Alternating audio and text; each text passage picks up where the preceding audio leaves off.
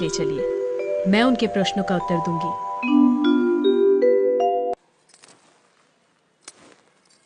राजन, मैं प्रमाण देने के लिए तैयार हूं, पर उससे पहले मैं कुछ चाहती हूं। क्या चाहिए? थोड़ा दूध।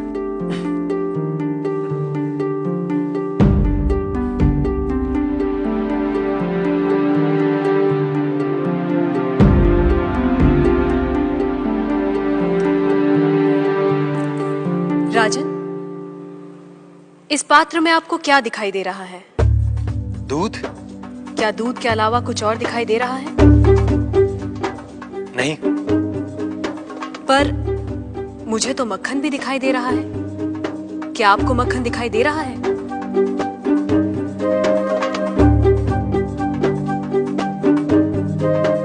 नहीं। पर राजन, क्या इसमें मक्खन नहीं है?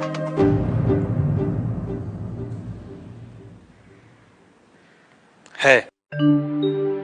जैसे दूध के कण कण में मक्खन है, मक्खन के कण कण में घी है, वैसे ही ईश्वर सृष्टि के कण कण में भिन्न भिन्न रूपों में है, जो है पर दिखाई नहीं देता। जैसे दूध से मक्खन पाने के लिए उसे मथना जरूरी है, उसी तरह वेदांत के श्रवण, वेदांत का मनन और उसके निहितार्थ पर निरंतर ध्यान के द्वारा ही ईश्वर का अनुभव किया जा सकता है। राजन, क्या आपके पहले प्रश्न का उत्तर आपको मिल गया? मैं मान लेता हूं, पर वो किसे देख रहा है? किस ओर देख रहा है? क्या मुझे एक जलती हुई मोमबत्ती मिल सकती है? राजन, ये रहा आपके दूसरे प्रश्न का उत्तर। प्रकाश की ये लौ कहां देख रही है? किसे देख रही है? ये सभी को देख रही है। सभी और देख रही है। राजन, जिस तरह इस मोमबत्ती का प्रकाश चारों ओर फैला हुआ है, उसी तरह ईश्वर की चेतना चारों ओर फैली हुई है, और उसी चेतना के कारण हम चलते हैं, बोलते हैं और सुनते हैं। जैसे ये प्रकाश सभी ओर देख रहा है, वैसे ही ईश्वर सभी ओर देख रहा है।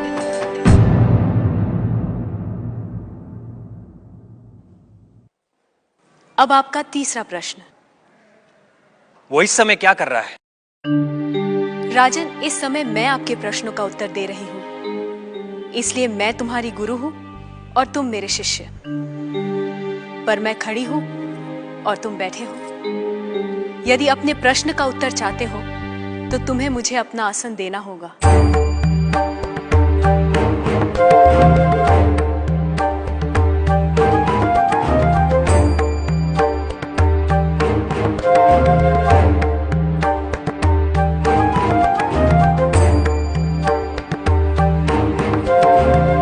राजन, ये रहा तुम्हारे तीसरे प्रश्न का उत्तर।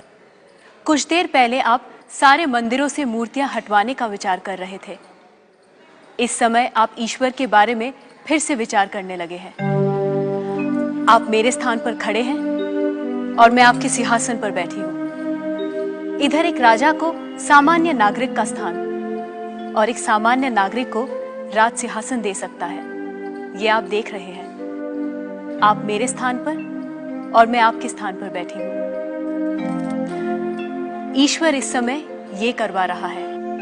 उस अनंत और असीमित शक्तियों के स्वामी, जिसने ये सुंदर, अद्भुत, विस्मयकारी और महान संसार रचा है, जिसमें सूर्य, चंद्र, तारे, ग्रह, नक्षत्र अपने अपने स्थान पर स्थिर और गतिमान है, जिसके कण कण में एक व्यवस्था है। ऐसे शब्दों और ज्ञान से परे ईश्वर के लिए क्या संभव है? कहिए राजन, क्या मंदिरों से मूर्तियां हटवाई जाएं? मूर्तियां तो उस ईश्वर की प्रतीक है, उनका मूर्त रूप है। वह सर्वज्ञ, सर्वशक्तिमान, सर्वव्यापी ईश्वर सर्वत्र है।